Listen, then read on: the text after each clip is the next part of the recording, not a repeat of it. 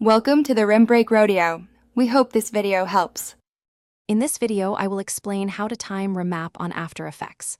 First, select your footage layer in the timeline. Right-click, navigate to Time, and then choose Enable Time Remapping. This action will add two keyframes to your layer, one at the very beginning and another at the very end. These initial keyframes define the original duration of your clip, providing a solid starting point for your creative adjustments. To adjust your footage speed, simply add new keyframes at the points where you want the speed change to occur. Dragging keyframes closer together will accelerate that segment, making it play faster. Conversely, pulling keyframes further apart will slow down the action, creating a more deliberate pace. For a freeze frame effect, duplicate a keyframe and place it approximately 1 to 2 frames after the original, holding that moment perfectly still. For truly precise control, dive into the graph editor.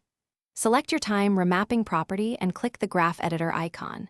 Here, you'll see a value graph representing your footage speed over time. Adjust the curve handles to create smooth, organic transitions between your keyframes. You can make a segment gradually speed up or slow down, ensuring your visual flow is seamless and professional, avoiding any jarring jumps. For best results, consider pre-composing your layer before applying time remapping, especially if you have other effects. This helps maintain a clean workflow.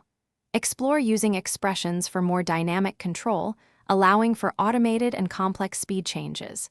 Remember to experiment with different keyframe interpolation methods, like easy ease, to achieve smoother transitions. Always preview your work frequently to catch any issues and ensure your creative vision is perfectly realized. Thanks for watching.